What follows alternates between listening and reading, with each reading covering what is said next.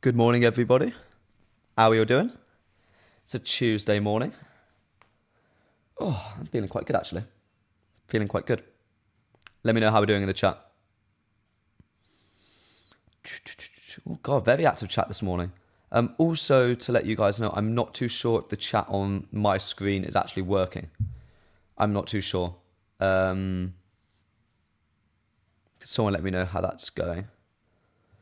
Morning, everyone. We'll wait a minute or two, let some people filter in before we start. Hope everyone's having a good day so far.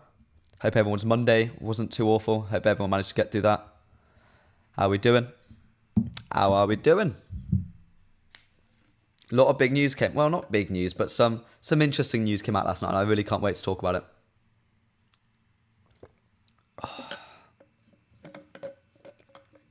A lot of Thomas Frank talk. And some the Zerbi talk as well. Morning, Yinka. How you doing, mate? Just let a few more people filter through before we kick off and get up and running.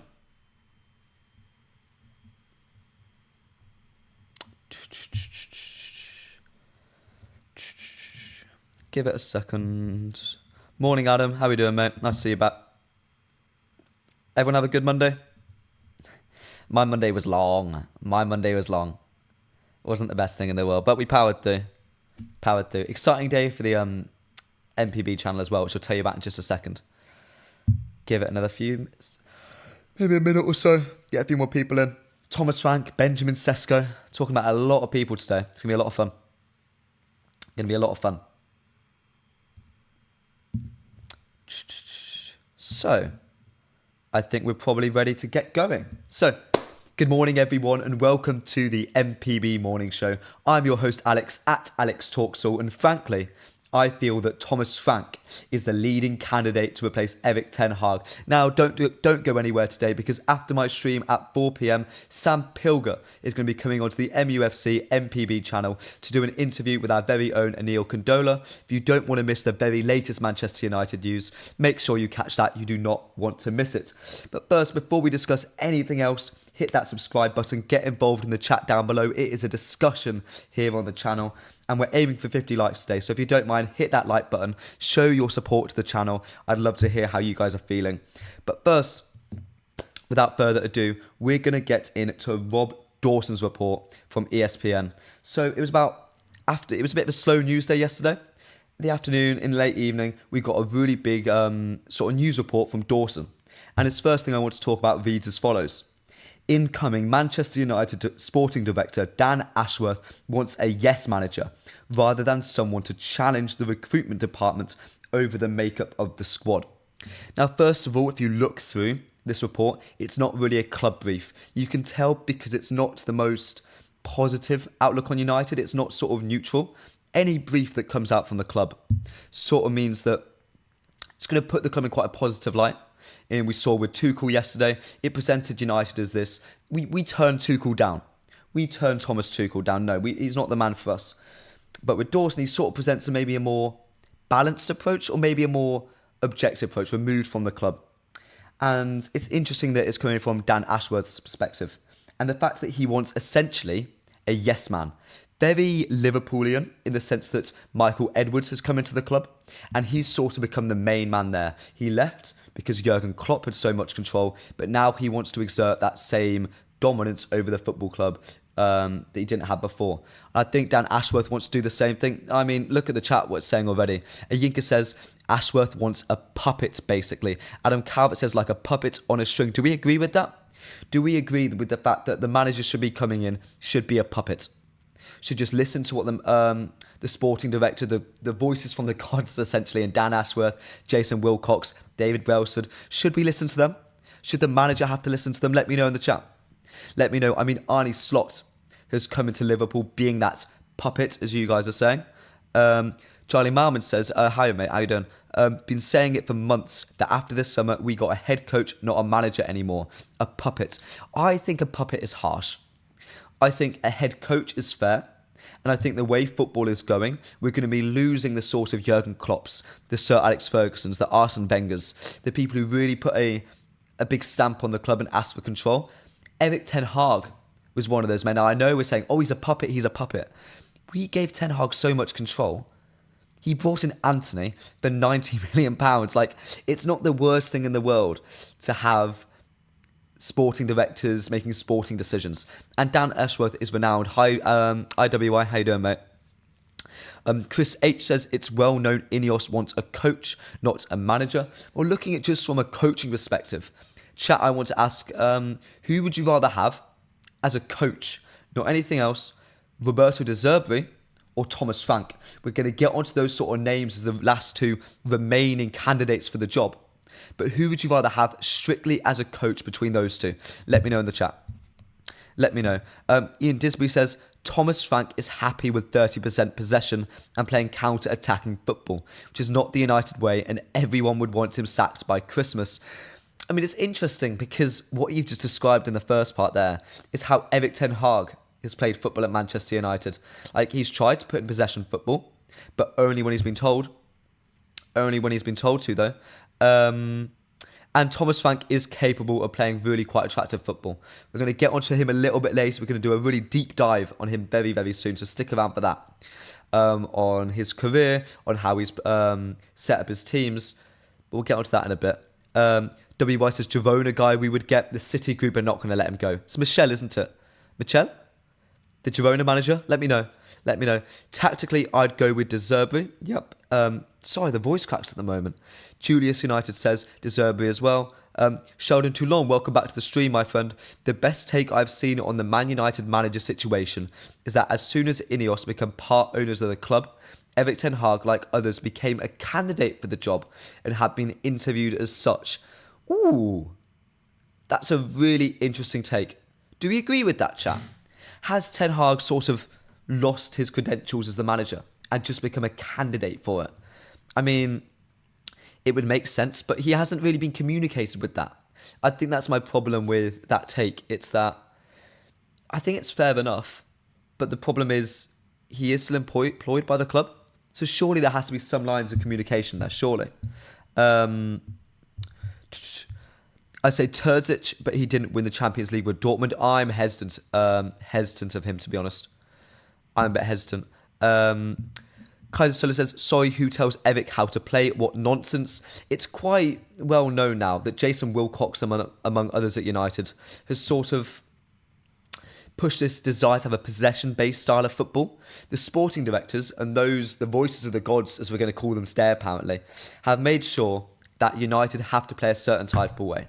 And the manager, or the head coach maybe, is employed to produce that style of play as well. Cuba says, not sure what a yes man means, but Ajax Ten Hag worked well with the board because they gave him the right type of player and support. Why can't Ineos do the same thing? That's really interesting because at Ajax, Ten Hag would let anyone come in. He didn't mind. He would give in to Overmars. He would trust him completely. There was that trust.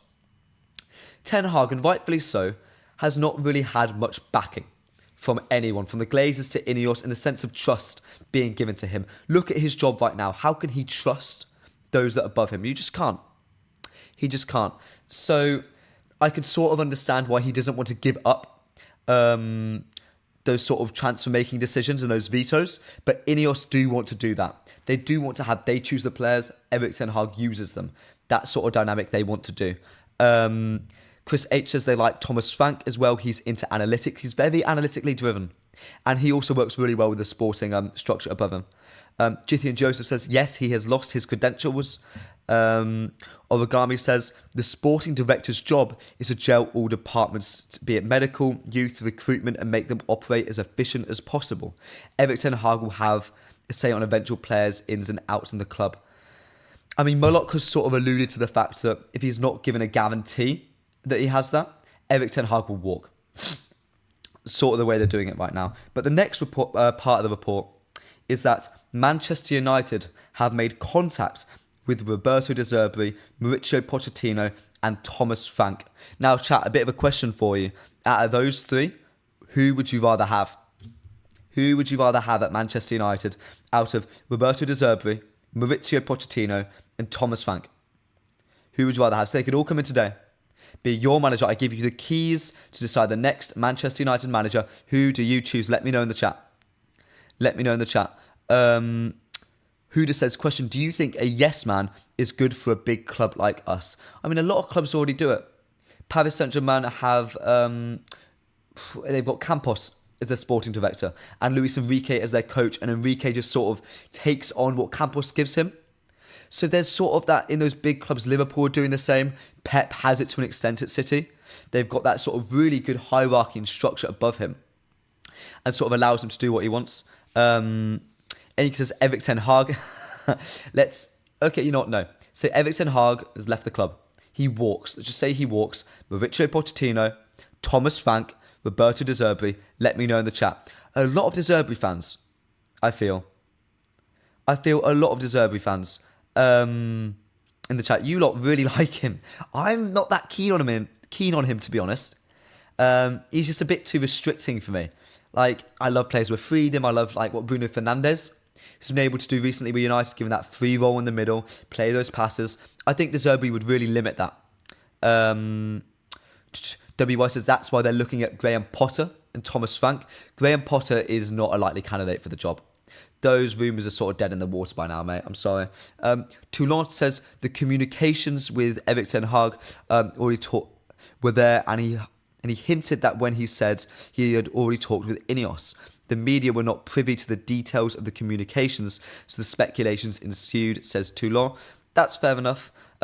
We've all sort of seen that Ineos are really good at keeping the briefs keeping the leaks really quiet. There was a bit of disgruntlement around Tuchel, and we talked about that yesterday. But apart from that, they've really controlled the narrative, and you have to praise them for it. De Zerbi plays the best football in England, says Cobbs. Chithian Joseph says all are terrible options, but Thomas Frank. Real Madrid is also a yes-man club. Okay. Cameron Birch says Thomas. Chris H says don't want Poch. Alex King says none of them. Matthew says Poch. WY Poch isn't happening now according to the times. We'll get onto that soon. Prince says De Zerbi any day. Boys, it's really varied. It's really varied. Ayinka says, to be honest, being frank, I would go with Thomas Frank. I will reveal my pick very, very soon. Stay around. If you care enough to know who I want as the next United manager, stick around. Because I think it will surprise quite a lot of you. Richard Hawkins says, Sir Matt Busby and Sir Alex were not yes men. Times have changed, my friend. Times have changed. Football is so different. It's evolved. We are Manchester United. We will always stick to our roots. We'll always play the youth. We'll always play fast-paced, counter-attacking football when we can. But times have changed enough to where you need yes men in certain positions. A manager can't be everything. There's different roles now. There's a sporting director, a director of football.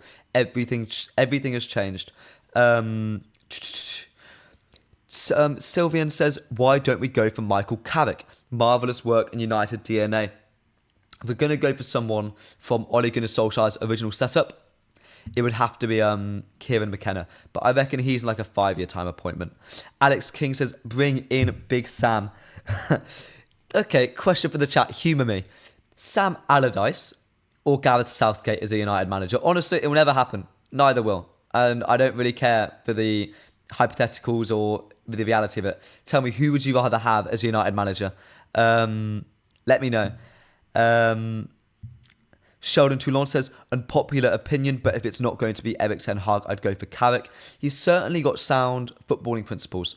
I'll say that. And guys, if you are enjoying the stream so far, we've got so much to get into today. So much about Thomas Frank, so much about Benjamin Sesko, so much to talk about. So please hit that like button if you're really enjoying the stream. It means the world to me to show you your opinion. Big Sam says WY.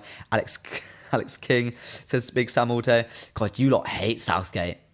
You lot hate him. Richard Hawkins says, oh, Jesus wept. Guys, come on. Oh, dear. And the next thing we're going to be talking about is the fact that Erik ten Hag remains in the dark about whether he will continue as manager. That is the last line of the report from Dawson. It's the fact that no one knows what's going on. Nobody. Not even Erik ten Hag himself. And to me, that's really, really, really unfair. I mean, I've said it time and time again, it's shambolic the way an employer has treated an employee. Ineos have been more open with just sort of the everyday staff at United, saying like, oh, look, you have to come into work and stuff like that. They haven't told Erik ten Hag, who is back from holiday, if he can come back to work. That is astonishing to me. It's disrespectful. It is very, very harsh. And it's not even, I don't think it's morally correct. I think, you know what, I'm not Ineos out. Don't mistake this for being Ineos out.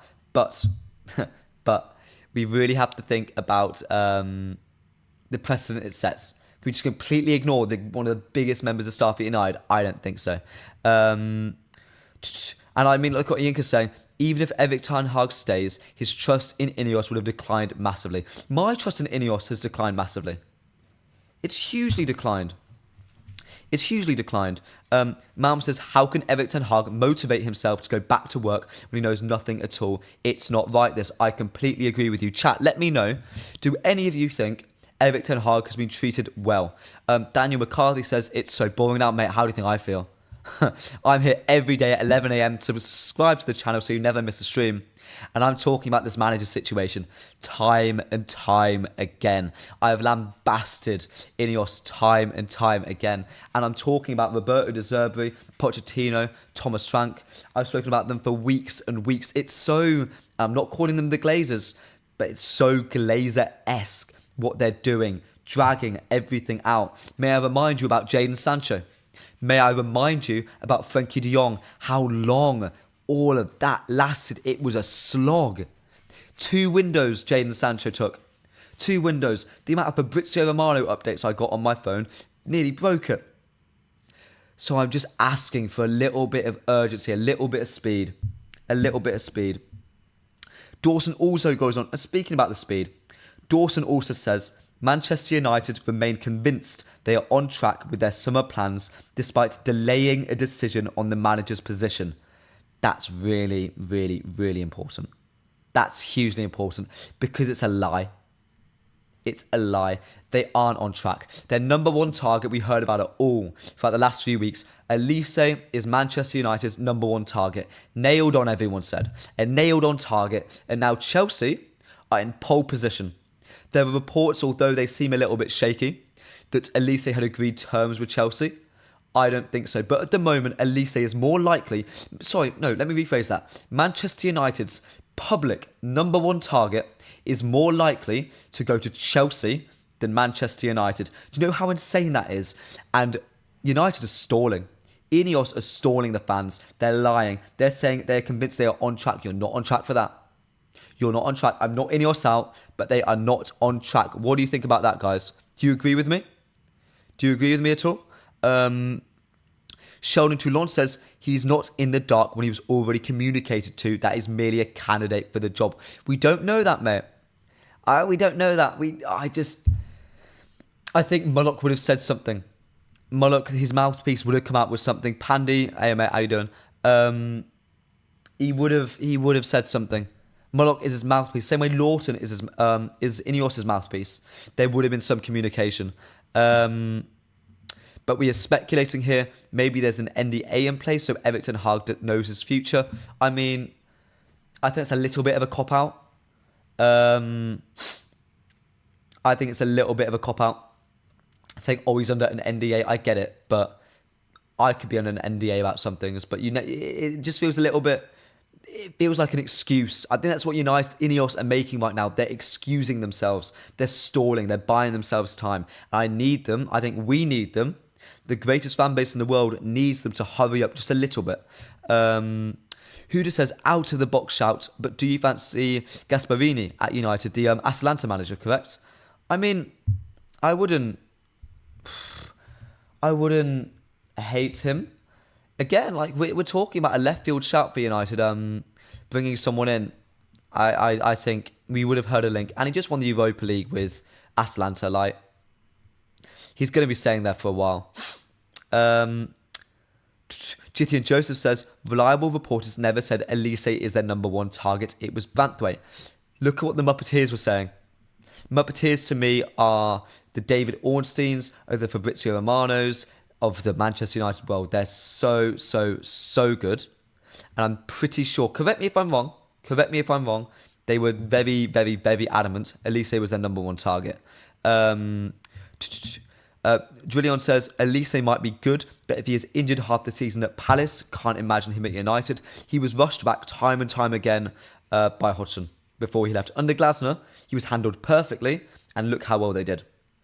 Look how well they did. Speaking of Palace, there's a wonderful podcast coming out on Friday. Should love you all guys to watch. I'm in it. Check it out. Guys, we're at 15 likes at the moment. If you are enjoying the stream, please hit that like button. I'd love to hit 25 likes in the next 3 minutes. There's 65 of you in here. Please show your support. Please show your love for the channel. Let me know how you're feeling.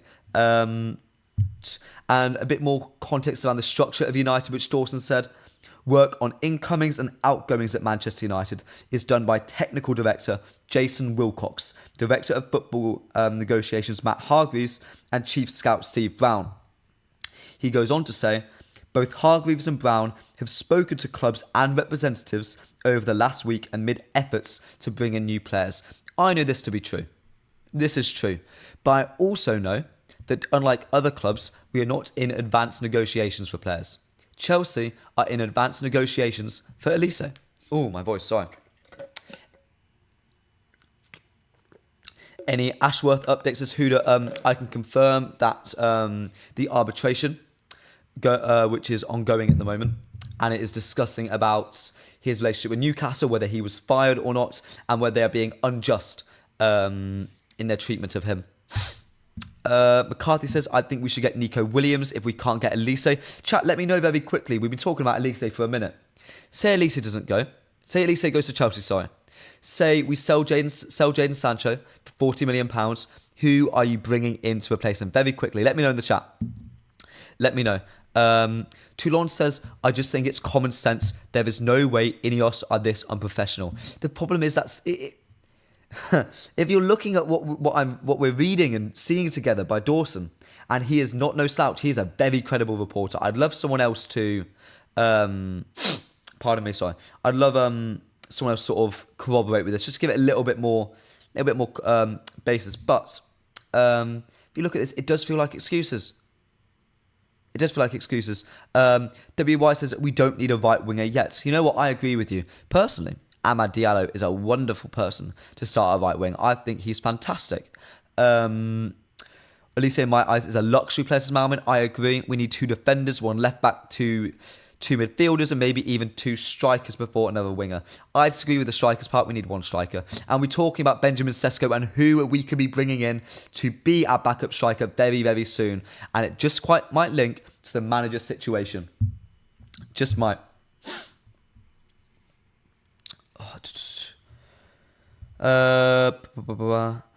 Richard Hawkins says, why is everyone obsessed with right wingers? It is not the priority. So let me explain my point of view. I don't actually think right winger is a priority. I agree with you, mate. I agree with you. The problem is Ineos publicly set out as their first real act of owners that, look, we want Elise. He's a player we really like. The whole footballing department like him. They publicly told to Fab. They publicly said it to lots of other reputable journalists. Muppeteers heard about it. It was really quite strong, those links. Didn't act on it. No urgency. No sort of desire to really pip Chelsea to it. Look, maybe I'll eat my words. Maybe I really hope, whenever I moan about anything, I would love to be proved wrong. I love being proved wrong in football. It's amazing. But right now, I would... Oh, pardon me, sorry. I don't have a lot of hope. I don't have a lot of hope.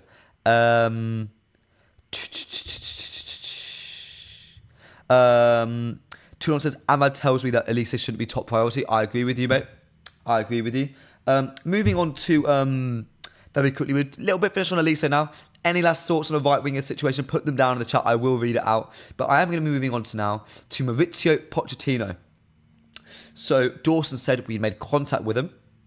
But then Chad Dunker and Hurst Class put out a report saying Manchester United have cooled their interest in Maurizio Pochettino.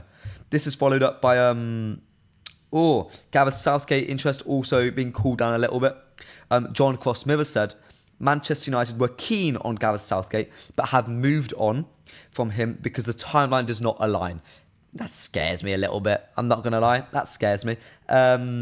And Matt Law also says Gareth Southgate put all contract talks with England on hold until after the Euros and has refused to talk to any clubs, such as Manchester United, who have shown an interest in him during preparations for the summer. So let's start off with public enemy number one, Gareth Southgate. What do you make of the news? I'm assuming you guys are all overjoyed with the news, or perhaps you're distraught that Gareth Southgate will not be coming to United. Let me know in the chat. Are we happy with him? Are we happy with him staying far, far away? Are we happy with him coming in? Stick around, guys. We will be talking about the most likely candidate, in my opinion, to become the new Manchester United manager, Thomas Frank, very soon. But just give it a bit. Let's get to Gareth Southgate first. I want to hear what you guys say.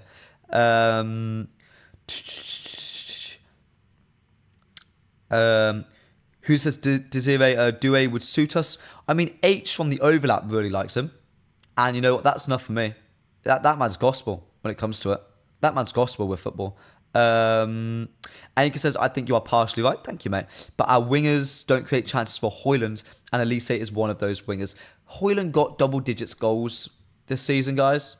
He makes chances, and I don't think this. And he makes chances for himself. He can finish chances made for him by other people. And look, the structure was so dysfunctional last year. I don't really blame any player for underperforming, to be completely honest. Shona Toulon says the Southgate links were just to rile up the United fan base. There was no way United were considering him seriously. No way. People said it. People of I was told by someone I trust that Southgate was a name that had been given to him multiple times. Multiple. Those Southgate links were genuine. There was a desire to bring Southgate in, or at least a desire to look at him, to consider him. To consider him at least.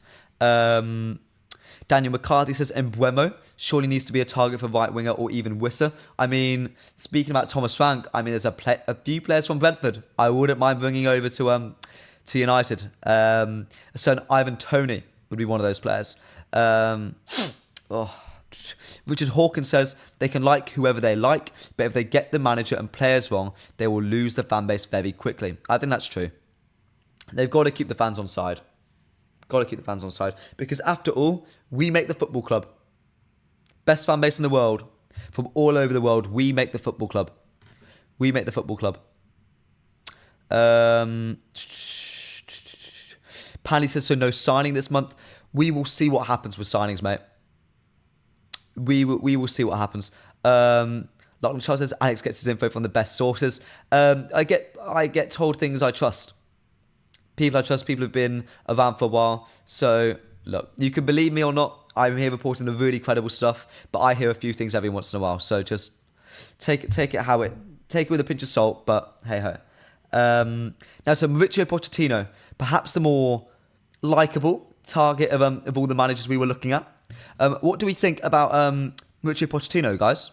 Do you think he would have suited United? He went head-to-head with Erik ten Hag when John Murtough was picking, when Richard Arnold was picking, when the Glazers were picking, and he came second place. Do you think we made a mistake? Do you think he should have been appointed? Do you think we would still have Mauricio Pochettino? Do you think we would have done better with Mauricio Pochettino as manager instead of Erik ten Hag? Let me know, chat. Let me know. We certainly wouldn't have gone Anthony, and that is nearly just enough to make me prefer Poch to Erik.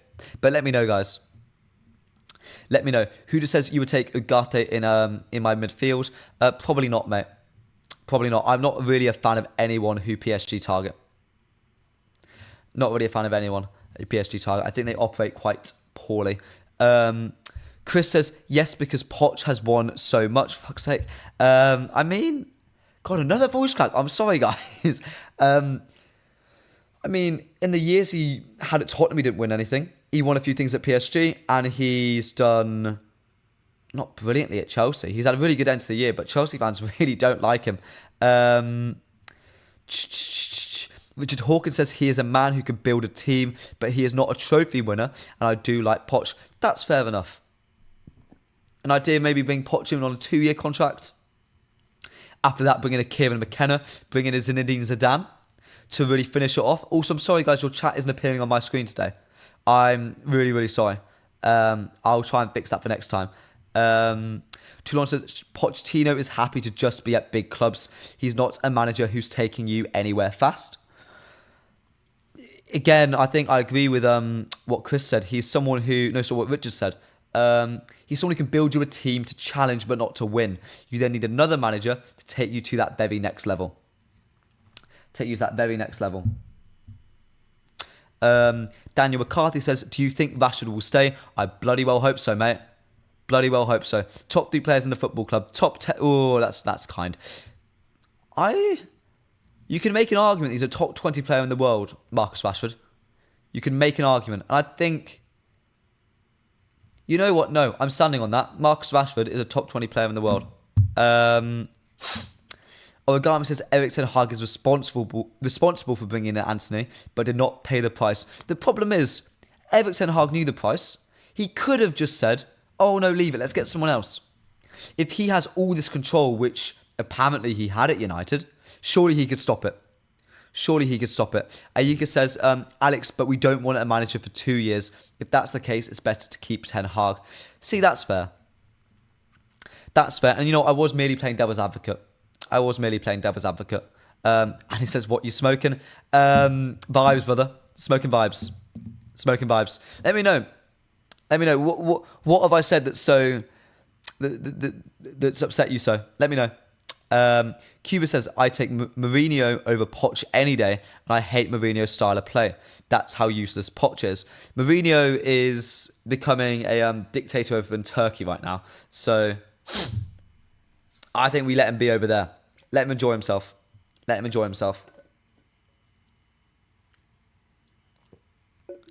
Oh, actually not even top 100 right now, says Ayinka. Trust me, next season, guys, trust me. I'll stand this hill. I can't wait for every single one of you to come crawling back and apologise. I can't wait. I cannot wait. Don't doubt that boy. Don't doubt him. That goal against City. That goal against Arsenal. Like, come on, Trashford vibes, says Slate. Oh, boys. We're not here to talk about Rashford. We'll talk about him on another stream. Let's finish it off. Too long. Rashford has mental issues brought on by his own ego.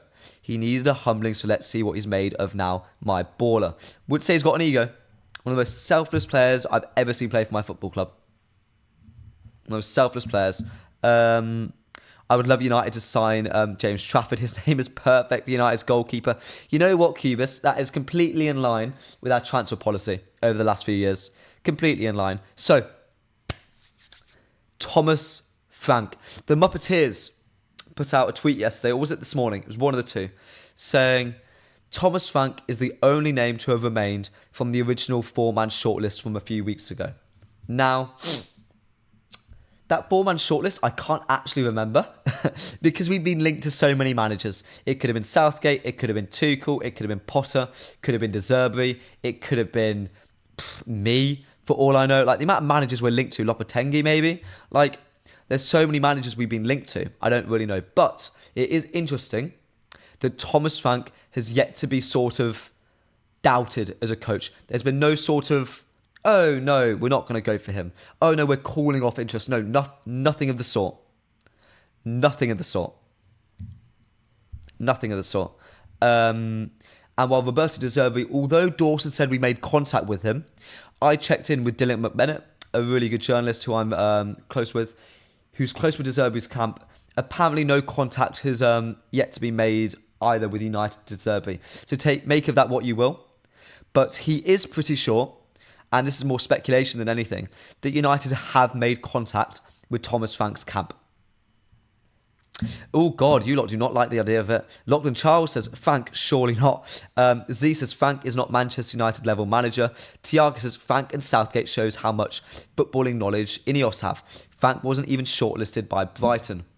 So let's have a little discussion about Thomas Frank. There's probably a general perception amongst all of you that Thomas Frank is a man who only has a very defensive, counter-attacks, doesn't really know how to play progressive, forward-thinking football.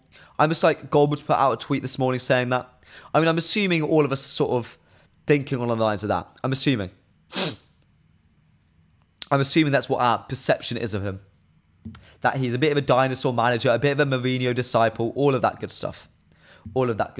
Well, how about I tell you that his Brentford side in 2021 had Ivan Toney up front, who broke the goal-scoring record for a single player in the regular season in the Championship with 31 goals. That's how attacking his football can be. In the Championship, when his team was substantially better than the majority of clubs, he played flowing, attacking football who are very comfortable on the ball.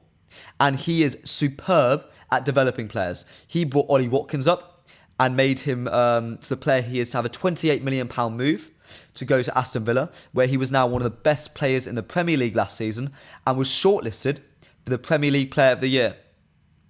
He then built Ivan Toney up and made him linked with Arsenal, made him linked with United, made him linked with Chelsea, made him linked with loads of top clubs. So Thomas Frank has proven himself at developing strikers. I mean, Rasmus Højlund must be looking at that and licking his lips.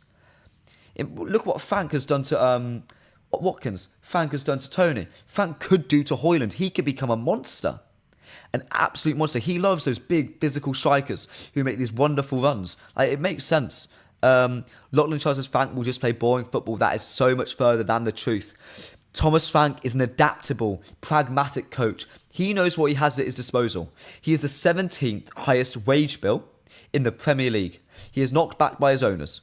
They develop a sort of a Moneyball tactic. Have any of you seen that film with Brad Pitt? I'm assuming some of us have. Where they sort of target players which other people undervalue. Take them on for lower wages, lower transfer fee, and profile them correctly to where you can get the most out of them. That's what really excites me about Thomas Frank. He is superb at taking profiles of players and making them the best they could possibly be. That's what he's really good at. That is what he's really, really good at. And in fact, I dub him the interesting one. Jose Mourinho is the special one. Thomas Frank is the interesting one because what he could be magnificent. If he is as good as a coach at developing attacking football as he's at defensive football and counter-attacking football, we have got a monster on our hands. We have got a monster. Anchor says, but don't you think Wilcox will now have a manager impact/role in how we play rather than only the manager? That's the important bit, mate. That's the really important bit. Wilcox will say to Frank, if he comes in, play this style of football. Thomas Frank has shown himself to be a capable enough coach to deliver that vision. That's what he can do. Frank is a no-no. I disagree. I think he is, right now, out of Roberto De Zerbi and Thomas Frank and any other manager out there available as a free agent, he's the best possible candidate. And I think, with all the information we have from all the different sources, he is the most likely candidate to become the next manager of Manchester United. So guys, discuss with me. Let me know. What do we think about that? What do we think? Toulon says, if we're seriously thinking of changing our manager, why hasn't Unai Emery been looked at? He wouldn't give us a second look. He's with Villa, playing Champions League football. Their owners are incredibly wealthy, by the way, Villa. Really wealthy owners who are backing him. They put out a report saying they see him as the next Sir Alex Ferguson. That came out from Fabrizio Romano, which is, by extension, the club themselves. That's how highly they rate him. And Thomas Frank is the next best option. He is the next best option. Let me know. Is there anyone better out there? Roberto De Zerbi, let me know. Do you think that is he's more likely to become a manager of Manchester United than Thomas Frank? Let me know. Cubus, but that's Brentford's board's doing, not Frank. If he comes to United and our board give him the wrong type of player, can he thrive? But we can't judge Ineos already. I mean, look, okay. That's a bit rich coming from me based on what I've just been doing. But, very rich actually. But they could bring in the right type of player. The way United and Brentford operate, or at least Ineos want to operate, is a very data-driven approach. They bring in the best profiles of players. They bring in the next Mbappes. At Brentford, they sold Ollie Watkins. They looked for the next Ollie Watkins, and they found Ivan Toney. United, we've sort of, say we lose, say Saudi Arabia come in, and they put in a massive bid for Bruno Fernandes and he's off. We'll be looking for the next Bruno Fernandes, who isn't a big name. That's the way they operate. It's a very, very, very similar structure we want to do. Lachlan Charles, your reasoning is fair. Thank you. Does anyone agree with me in this chat? Does anybody? Singh says, surely Amorim is on their shortlist. Not publicly. I agree with you, mate. I think Amorim could be on their shortlist, but it's not really publicly been said. Alala says, is Frank better than Eric? No. I think they're probably very similar in coaching, their ability to coach, but Thomas Frank has shown more pragmatism and he's shown more adaptability to his situation. Cuba says, if Frank is that good, I'm sure Liverpool would have signed him. I'm not sold on him. They got Arne Slot. A left field approach. You don't see anyone really tearing that down. Chelsea signed Maresca. That's Leicester City's manager. I swear he's been coaching for what? How long? A very small amount of time. Like, come on. De Zerbi is more rigid to his playing style. No matter what happens, he won't adapt as Tiagi. That's the thing. And like, we look at Vincent Kompany just coming up. Vincent Kompany, this heralded, really magnificent coach who's gone to Bayern Munich. He got relegated this season because he wouldn't adapt. He's probably very good at coaching this possession-based football, which is very attacking, very fluid, very progressive, very Cruyffian, very Guardiola-esque. But could he adapt to the Premier League? No. Thomas Frank played similar football at Brentford in the Championship that Kompany did in the Championship, but was smart enough, was wise enough, was adaptable enough to change his system, to coach a completely new style of play, and to make them survive in the Premier League. We've just seen in the chat there's been a new article put out on Eric Ten Hag by the Telegraph. Jay Burt, breaking news, ladies and gentlemen. Let's discuss this now. Eric Ten Hag is growing increasingly frustrated with the delay over deciding his future at Manchester United, with the manager fearing it is impacting on the club's transfer plans. What have we just been saying, guys? What have we just been saying? Eric Ten Hag is concerned that if Manchester United intend to keep him, then the club is already in danger of falling behind in this summer's market, and this will impact their prospects next season. That's just come out from Jay Burt from the Telegraph. He is a fantastic reporter with excellent sources. This, to me, is gospel. So let's react to this breaking news, guys. What do we think? How do we feel about that? Are Manchester United falling behind? I was saying it earlier on in the stream. Some people have been defending Ineos ruthlessly over the last few days, not allowing them to get any criticism at all. No criticism can be put on them, no blame can be put on them. And here is the man of the moment, Eric Ten Hag, getting frustrated about a club's transfer activity that might not even be his. That's how much he loves this club. You can say whatever you want about him. He really does have an affinity, a love for the football club. He really has a great affinity, and he cares. And he knows we're falling behind. He knows we could lose out on Elise, lose out on Yoro, lose out on potentially Amadou Onana. I mean, what do you guys think? Let me know. Indecision from these cowards known as Ineos. That's a bit harsh. That is a tad harsh, but I agree with you. It is indecisive. Writing another season off again, yeah. We have to move quickly. We can't keep stalling with this manager situation. We can't keep stalling. We cannot. Ayinka says, if we have to change the manager, it's now. I really hate mid-season sackings, to be honest, because then the manager won't get his players and he'll be stuck with the old. Like, exactly. We can't just give Eric Ten Hag 6 months. Is it Eric Ten Hag new contract or an Eric Ten Hag get out now? It is how we have to do it, and he doesn't know himself. Let's just make sure to see if there's any more news. That seems to be it. With the Telegraph report. What do we think, guys? What do we think? Ayinka says, we are still an unambitious club. They're not showing any ambition yet. We need to see evidence of it.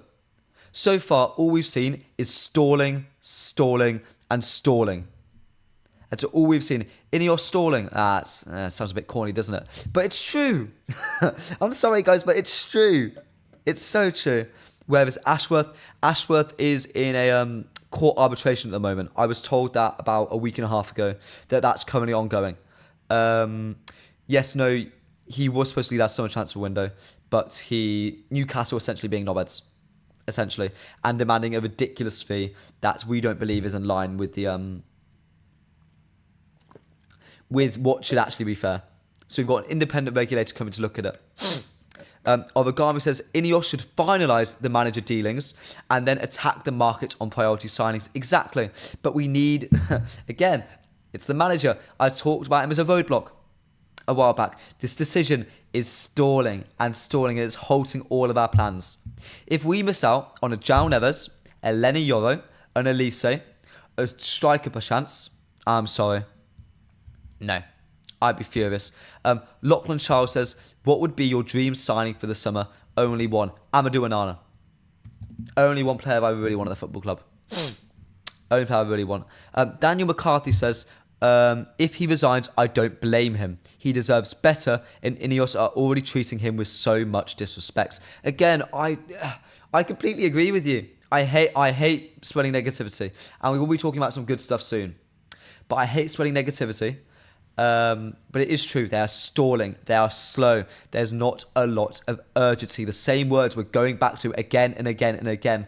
I feel like I'm just rewinding and rewinding, saying the same thing. But it's true. It's true. It's true. Very quickly back to Thomas Frank. Do you think... Oh, 1 second. But Telegraph has also said, it is becoming increasingly clear there is no outstanding first choice should Manchester United sack Erik ten Hag. That's the last little bit from Bert, which I think is, again, a huge indictment. Do Ineos know what they're doing? They don't have a first choice manager to replace Erik ten Hag. Let me know, ladies and gents. Let me know. Onalam says, am I the one who handles the Twitter, the MUFC MPB Twitter? No, I'm not, my friend. I'm not. That's my boss. That's my boss. And speaking of such, all the tweets you're seeing on screen, all the posts, all of them come from the latest and greatest news source, MUFC MPB on X. Please give us a follow on there. Give Alex Talks all a follow on there. If you never want to miss a stream of mine, I'm here every day at 11 a.m. So make sure you don't miss that. Hit the subscribe button. Be here every day. I'd love to see you again. I love the discussion. And hit that like button as well. But first, we are reacting to the breaking news of Jay Burt from the Telegraph saying we don't have a first choice candidate for the new Manchester United manager should we decide to sack Erik ten Hag. Let me know, how do we feel about that? Do they know what they're doing? Do Manchester United know what they're doing? Tiaki says, how will this go down with the players and their egos? We know how big egos they are. I'm not really going to go at the players here. They don't have big egos. They just want to do what's best for the club. Maybe you disagree with me, and that's fair. But I think some of the players are going to get quite upset soon. Remember a few weeks ago, we were talking about Bruno Fernandes doing those briefs to agents saying, look, if you don't show ambition, I'm going to leave. Bayern want me. Barcelona want me. Any club want me. City would probably take me. So we're in that sort of limbo now where we need to do something soon. Otherwise, our top players, our Marcus Rashfords, our Bruno Fernandes, Alessandro Martinez even, are going to look at the club and go, what on earth am I doing here? This isn't United with Keane, with Scholes, with Giggsy, with Rooney, with Ronaldo. With all of these top names, we're not that club anymore. And I think they're starting to realise that we need to show ambition. Otherwise, this club is going to fall apart. Ian says we don't want to end up in the Bayern and company situation. It's what we're becoming. We're becoming Bayern Munich. We're going through list of manager after list of manager. And if we do keep Erik ten Hag, it is the biggest middle finger you could throw up in someone's face, saying, look, we've interviewed all these wonderful people. All these people we would love to have over you, but we're going to keep you instead.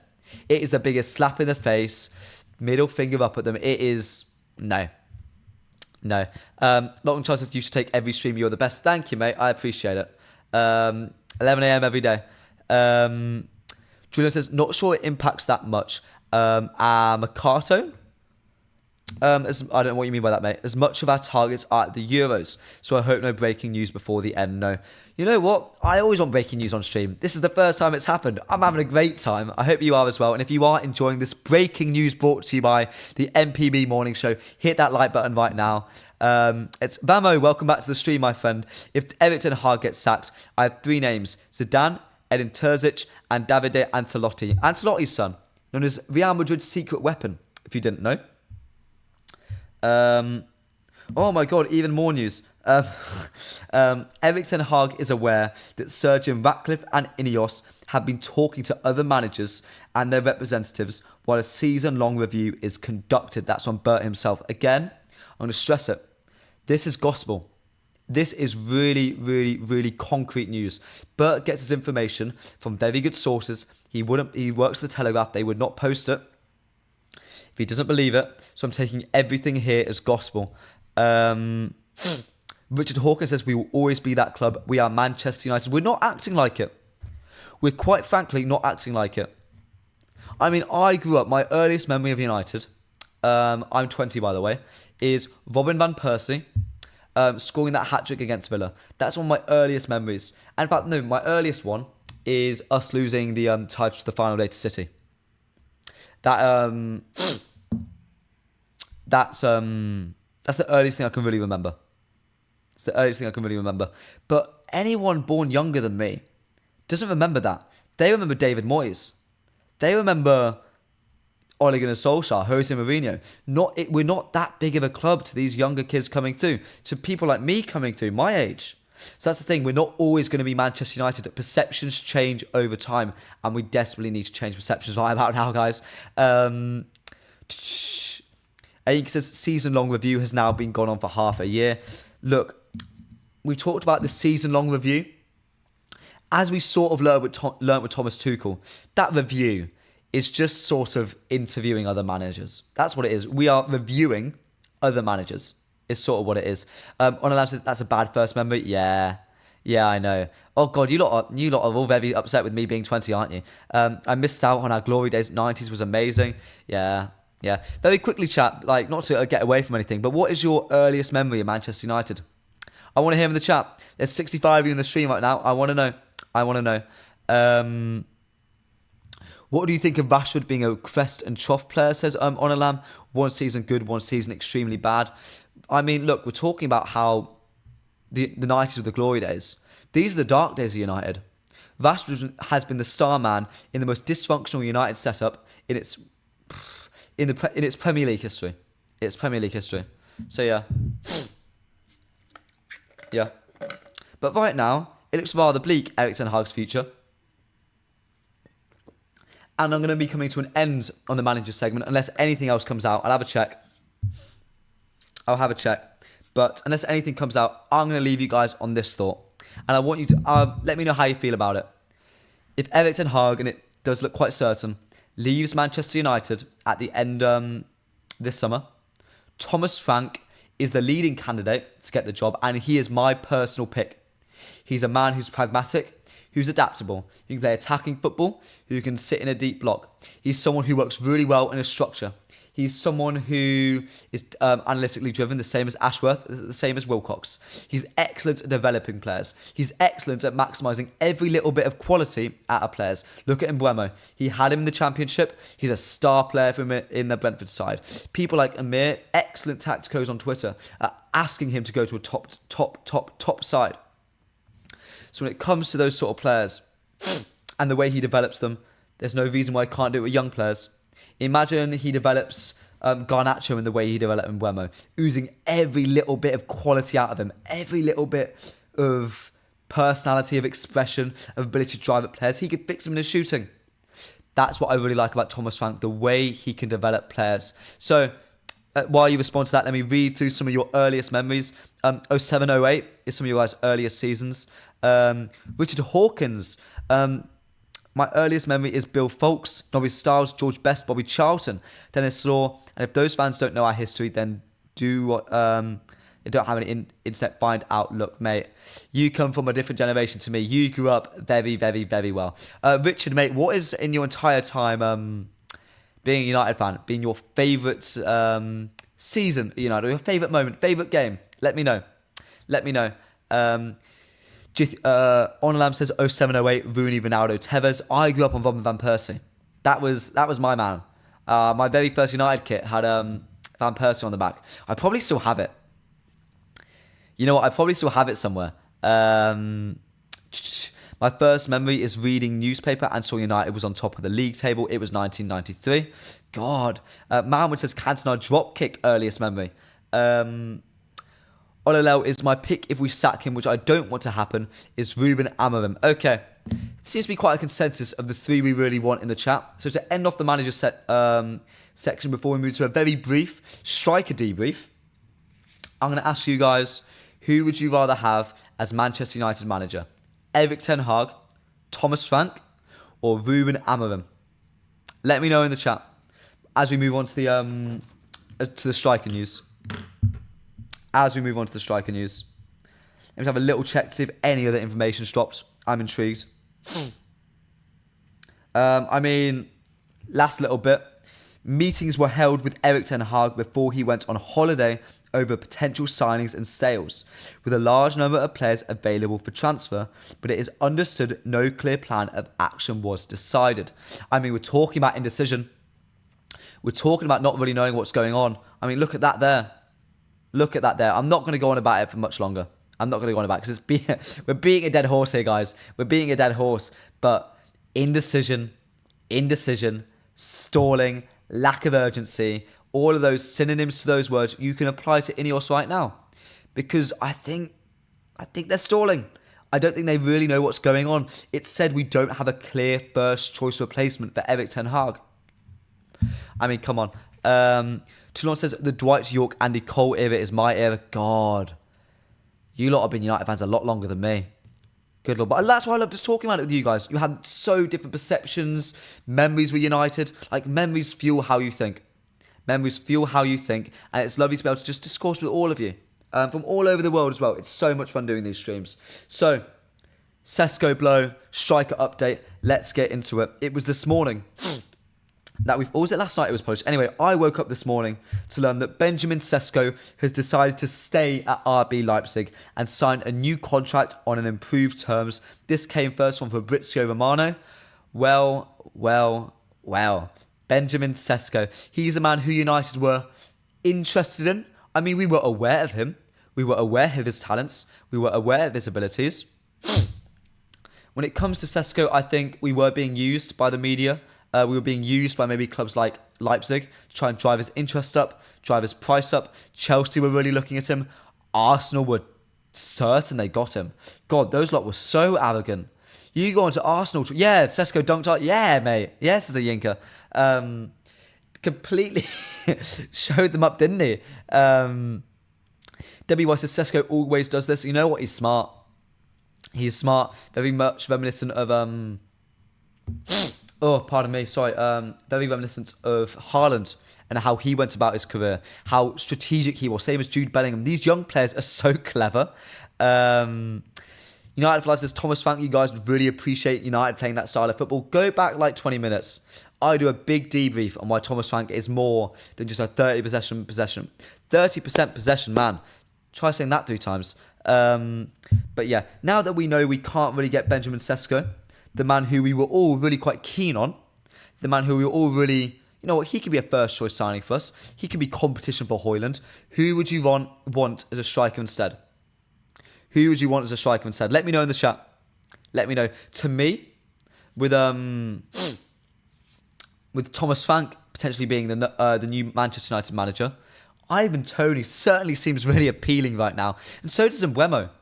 Either or. Mbeumo can do a job across the front line. He's more than capable, but let me know in the chat. Let me know who would you rather have as your striker at Manchester United. Let me know. And while you're here, guys, we're nearing the end of the stream soon. I hope you've really enjoyed. But please hit that like. We're 5 likes away from 40 likes. I'd love to hit that target today. Aika says En Enyesri. He's a name he got a goal every other game for Sevilla last season. He even performed in the Champions League as well. He's got 3, 4, 5. No, maybe more 3 goals. But he played 6 games. Scored 3 goals in the Champions League. It's quite impressive. W. says, is Ben Jacobs on the show this week? Unfortunately, he's not. But today at 4 p.m, don't go anywhere. Stay subscribed to the MUFC MPB channel because Sam Pilger is going to be on doing an interview with our very own Anil Condola. So hopefully you guys will be around for that. Hopefully you enjoy. Toulon says, I think you're giving these players too much credit. I think it's the agents making these wise decisions for them. Well, they're listening. They can choose where to go. The agents can't make them go anywhere, but they're choosing to listen. Elise is a boyhood United fan, and he prefers Chelsea because it makes more sense. They're a more stable club than we are at the moment. Who knows what's going on with us? We don't have a first choice candidate to replace Ten Hag. Igalo without a doubt. Would anyone here take Igalo back at United? Not jokingly, genuinely. Would any of you want Odion Igalo back at United? That was a funny time to be a United fan, wasn't it? That was a funny time. That was a funny time. Ian says, but would Ivan Toney play as a backup striker? He would play as competition. He would play as competition. To me, Mbeumo is, if you're going to bring anyone from Brentford over, is my preferred player to bring over. Because, oh my God, Vamo's come in with a list. But Mbeumo being someone who can play anywhere along the front line, very versatile, very willing to be that second fiddle. He was second fiddle to Ivan Toney. He will certainly be second fiddle to Rasmus Højlund at Manchester United. So, yeah. I think Mbeumo would be a player I'd probably bring over rather than Ivan Toney, if I had to choose. Vamo's got a list. He's gone with Watkins won't come. Gyökeres, he's going to cost £75 million. Sorloth, that's a name.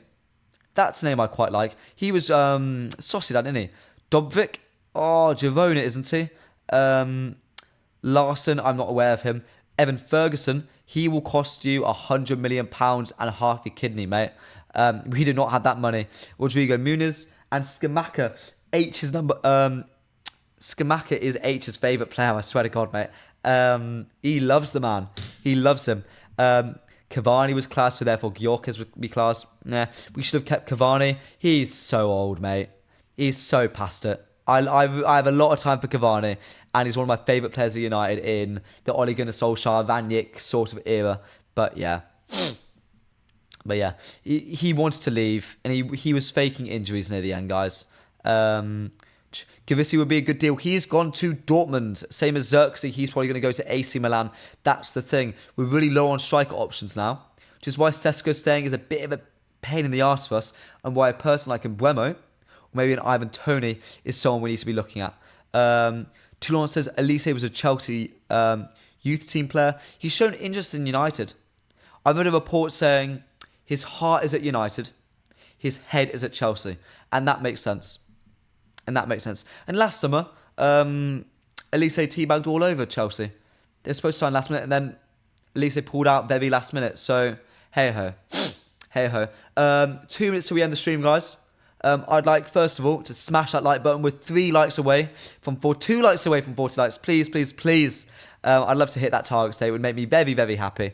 But I'd like to know, to end the stream, who would be, and I think this question was asked to me earlier, if you could guarantee one player to sign for United this summer, for a realistic player, so don't say Osimhen, because we're not signing Victor Osimhen, but a realistic signing for the summer, who would you have? Not just at striker, but anywhere. Centre-back, number 6, right winger, left-back, right-back. I mean, my option for that was Amadou Onana. Amadou Onana would be my dream signing this summer.